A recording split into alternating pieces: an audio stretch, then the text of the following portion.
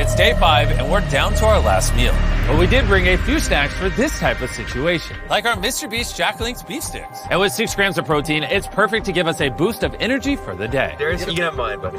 And if we weren't in the frozen Arctic, we'd head over to Walmart, where you can now grab some for yourself.